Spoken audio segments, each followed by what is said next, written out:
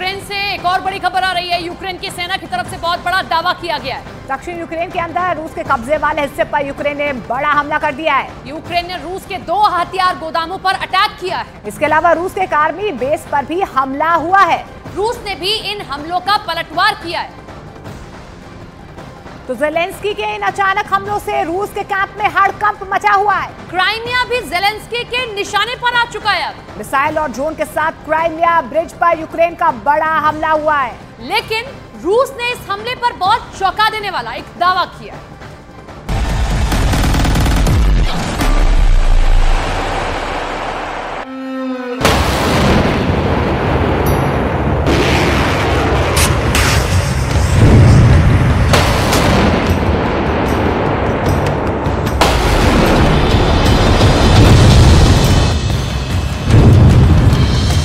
Putin ने जो कभी सोचा भी नहीं था अब वो हो रहा है। पुतिन ने यकीन भी नहीं किया था कि रूस की ही रणनीति को फॉलो करके ज़ेलेंस्की रूस की बाहें मरोड़ने का काम करने वाले हैं।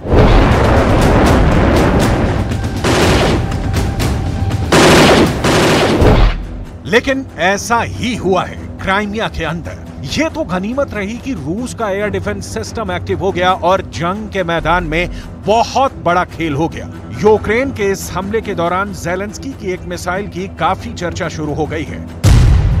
यूक्रेन की ये मिसाइल इतनी खतरनाक है कि दुनिया इसे मॉन्स्टर मिसाइल का नाम दे रही है। मॉन्स्टर मिसाइल या दैत्य मिसाइल। आखिर क्यों रूस की ये मिसाइल इतनी खतरनाक मानी जाती है और क्या वजह है कि ज़ेलेंस्की ने एक साथ ही क्राइमिया के ब्रिज पर मिसाइलों से भी हमला किया और दर्जनों ड्रोन से भी हमला कर दिया।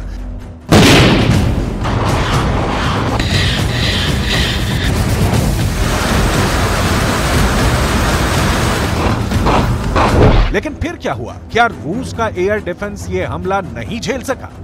क्या क्राइमिया का ब्रिज टूट गया और रूस से क्राइमिया का कनेक्शन खत्म हो गया? इन सवालों का जवाब हम आपको देने वाले हैं, लेकिन सबसे पहले यह जानना जरूरी है कि आखिर क्राइमिया ब्रिज का सामरिक महत्व क्या है, जिस पर ज़ेलेंस्की के अटैक अब बेहद आम हो चुके हैं। क्राइमिया 2014 से पहले यूक्रेन का ही हिस्सा था।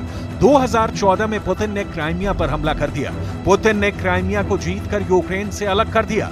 क्राइमिया को रूस की मुख्य भूमि से जोड़ना पुतिन का टारगेट है और इसके लिए पुतिन को खेरसोन का पूरा इलाका चाहिए। खेरसोन भी पहले मूल रूप से यूक्रेन का ही इलाका है, लेकिन अब खेरसोन के एक हिस्से पर यूक्रेन का कब्जा है और खेरसोन के दूसरे हिस्से पर रूस का कब्जा है। लेकिन जब तक पूरे खेरसोन पर पुतिन का कब्जा नहीं हो जाता, तब तक क्राइमिया और रूस की मुख्य भूमि को जोड़ने का एक ही तरीका है, समंदर पर बने हुए ब्रिज। ऐसे में 3 मुख्य ब्रिज हैं, एंटोनेव्स्की, क्राइमिया ब्रिज और चोनहार ब्रिज।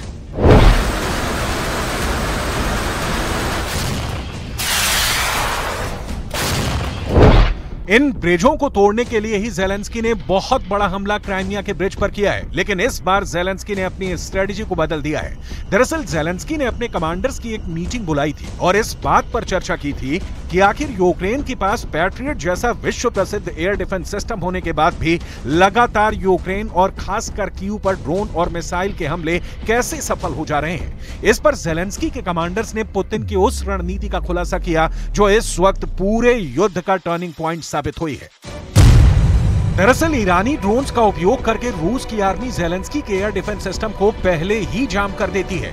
पुतिन मिसाइल हमला करवाने से पहले ड्रोन्स के अटैक करवाते हैं। इन ड्रोन अटैक की वजह से रूस के एयर डिफेंस सिस्टम ड्रोन को रोकने में ही इंगेज हो गए और यही वजह है कि ड्रोन के बाद में आने वाली रूस की मिसाइलों को यूक्रेन के एयर डिफेंस सिस्टम रोक नहीं पाते हैं। जब ज़ेलेंस्की को पुतिन की इस रणनीति का पता चला तो उन्होंने भी पुतिन की ही रणनीति का इस्तेमाल करके क्राइमिया पर अटैक करने के लिए अपने कमांडर्स को निर्देशित किया, जिसके बाद 12 अगस्त यानी शनिवार को ज़ेलेंस्की ने पुतिन की ही रणनीति की तर्ज पर एक साथ 20 ड्रोन और 2 मिसाइलों से क्राइमिया के ब्रिज पर ही हमला किया। क्या हुआ इस हमले का रिजल्ट? क्या हुआ इस हमले के बाद? क्या क्राइमिया का ब्रिज ढह गया? ये सब हम आपको बताएंगे, लेकिन पहले ये समझिए आखिर क्यों S-200 मिसाइल को मॉन्स्टर मिसाइल कहा जाता है? आखिर क्या है ज़ेलेंस्की की ये दैत्य मिसाइल? इस मिसाइल को दैत्य मिसाइल इसलिए कहा जाता है क्योंकि ये मिसाइल काफी ज्यादा ताकतवर है। इस मिसाइल का वजन भी काफी ज्यादा है और इस मिसाइल पर वॉर हेड यानी बारूद भी भारी मात्रा में ले जाया जा सकता है। इस मॉन्स्टर मिसाइल का वजन 7100 किलोग्राम है। इस मिसाइल की लंबाई 35.4 फीट है। इस मिसाइल पर 217 किलोग्राम तक का वॉरहेड लगाया जा सकता है। ये मिसाइल आसमान में जमीन से ऊपर 4 किलोमीटर तक की ऊंचाई पर जा सकती है और इसकी स्पीड मैक 4 है, यानी ये 1 घंटे में 4800 किलोमीटर की दूरी तय कर सकती है। लॉन्च होने के बाद ये मिसाइल 1 मिनट में 80 किलोमीटर तय करती है, यानी हर सेकंड ये मिसाइल 1 किलोमीटर 300 मीटर की दूरी तय कर सकती है।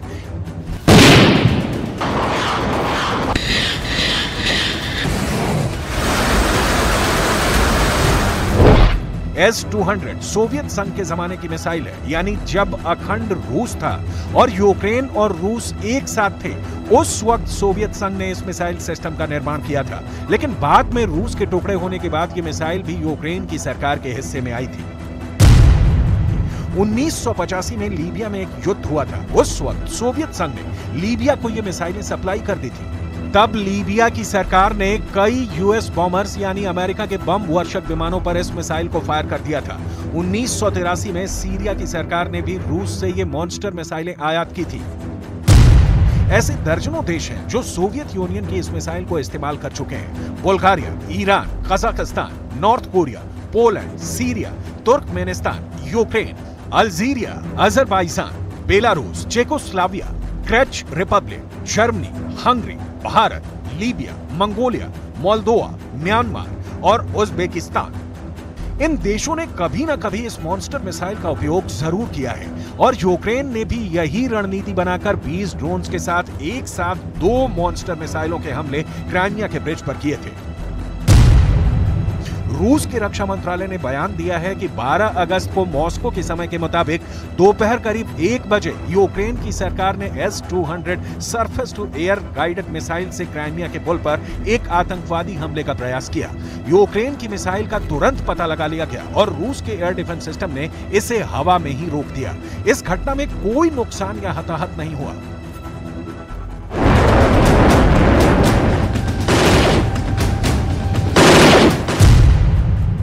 क्राइमिया के एयर डिफेंस में मिसाइल सिस्टम के साथ ही इलेक्ट्रॉनिक जैमर भी लगाए गए थे। अब जरा पूरा हिसाब किताब समझ लीजिए। यूक्रेन ने 20 ड्रोन से हमले किए, 14 ड्रोन तो रूस की मिसाइलों ने मार गिराए और 6 ड्रोन इलेक्ट्रॉनिक जैमर की मदद से मार गिराए गए। और इस तरह क्राइमिया का ब्रिज बचाने में पुतिन कामयाब हो गए। लेकिन ज़ेलेंस्की इस घटना से काफी ज्यादा विचलित नजर आ रहे हैं, क्योंकि क्राइमिया पर अटैक का उनका ये प्लान इस बार फेल हो गया। हालांकि वो अपने साथियों का धन्यवाद करने में कोई कमी नहीं छोड़ रहे। На підтримку України і нормального життя. Сьогодні я хочу особливо подякувати кільком країнам, які цього тижня зробили нові кроки для більшої безпеки, більшого захисту наших людей. Передусім Німеччині 2 додаткові пускові установки Петріотів. Це дуже вагомо. Дякую. Дякую, Німеччина, дякую людям, дякую тобі, Олафе. Кожне суттєве посилення нашої ППО – це тисячі врятованих. लेकिन सवाल यह है कि आखिर क्यों बार बार ज़ेलेंस्की क्राइमिया के ब्रिज पर ही हमला कर रहे हैं। दरअसल खेरसॉन के जिस हिस्से पर रूस का कब्जा है, वहां पर रूस के सैनिकों का बहुत बड़ा जमावड़ा लगा हुआ है। खेरसॉन पर कब्जा बरकरार रखने के लिए अब तक पुतिन की आर्मी 50 से ज्यादा बार खेरसॉन और उससे सटे इलाके पर हमले कर चुकी है। इस वक्त खेरसॉन के अंदर यूक्रेन की आर्मी की 59वीं मोटोराइज्ड ब्रिगेड जंग लड़ रही है और इसी खेरसॉन में रूस की आर्मी की 58 combined army, 48 guard motor rifle division, 22वीं army corp, 126 coastal defence brigade, Russian airborne force और 7वीं guards mountain air assault division मौजूद है। पुतिन ने हजारों की संख्या में रूस के जवानों को खेरसॉन के इलाकों में बिछा दिया है और इन सारे जवानों को हर दिन जिंदा रहने के लिए हजारों टन खाद्य सामग्री, इसके अलावा लड़ने के लिए गोला बारूद की जरूरत होती है। खेरसॉन के इलाकों में हमला करने के लिए पुतिन ने क्राइमिया को मिलिट्री बेस की तरह इस्तेमाल किया है, यानी क्राइमिया में ही लड़ाई का बड़ा गोला बारूद और साजो सामान मौजूद है। इसके अलावा यहीं पर रूस ने बड़े पैमाने पर खाने के भंडार भी रखे हैं। ऐसे में ज़ेलेंस्की का टारगेट बिल्कुल क्लियर है। ज़ेलेंस्की चाहते हैं कि क्राइमिया और यूक्रेन के बीच में मौजूद समंदर में ही रूस को डुबा दिया जाए। इसीलिए वो यूक्रेन के खेरसोन में रूस के सैनिकों का दाना पानी बंद करने के लिए क्राइमिया और खेरसोन को जोड़ने वाले ब्रिज को ही तोड़ देना चाहते हैं। कुछ इंटरनेशनल रिपोर्ट्स में दावा किया गया है कि अगर ये ब्रिज टूट जाए तो रूस की सेना को खेरसोन पहुंचने के लिए 150 किलोमीटर ज्यादा सफर तय करना होगा। और बड़ी बात यह है कि ये 150 किलोमीटर की सड़क एक ग्रामीण सड़क है जो काफी संकरी है। रूस को ज्यादा परेशानी तब हो सकती है जब क्राइमिया को रूस से जोड़ने वाले तीनों मुख्य ब्रिज एक साथ तोड़ दिए जाएं। पुतिन के लिए सबसे बड़ी चिंता की बात यह है कि ज़ेलेंस्की ने यह हमला स्टॉर्म शैडो मिसाइल से किया है, जो ब्रिटेन और फ्रांस ने मिलकर बनाई है। जब से ब्रिटेन की ये मिसाइल यूक्रेन के हथियारों के जखीरे में शामिल हुई है, रूस के लिए हालात खराब हुए हैं। लेकिन इस बार ज़ेलेंस्की की आर्मी ने रणनीति बदलते हुए S-200 मिसाइल से क्राइमिया के ब्रिज पर हमला किया है। तो सवाल ये भी है कि क्या ज़ेलेंस्की की आर्मी के गोदाम में ब्रिटेन से मिला स्टॉर्म शैडो मिसाइलों का जखीरा खत्म हो गया है? और जाहिर सी बात है, जब ज़ेलेंस्की के हथियारों का जखीरा खत्म हो जाएगा तो उनको सबसे पहली चिंता अपने मेडिकल स्टाफ की ही होगी, जो कि घायलों की मदद के लिए ही काफी ज्यादा अहम होता है। Цього тижня наші прикордонники отримали мобільні комплекси медичної підтримки від Нідерландів. Нідерланди взагалі серед лідерів в оборонній співпраці з Україною, в політичній взаємодії, реально захищають життя, гуманітарний вимір і теж змістовний. Я дякую за це людям Нідерландів. Дякую всім, Марк. Дякую тобі. Є готовність Азербайджану надати новий пакет гуманітарної підтримки, зокрема обладнання для розмінування. Це теж один з ключових напрямків нашої роботи з партнерами. कुल मिलाकर ज़ेलेंस्की के लिए हालात बद से बदतर होते जा रहे हैं। ज़ेलेंस्की फिल्म में काम कर चुके हैं, बड़े अभिनेता रह चुके हैं, लेकिन युद्ध कोई ड्रामा या फिल्म नहीं है।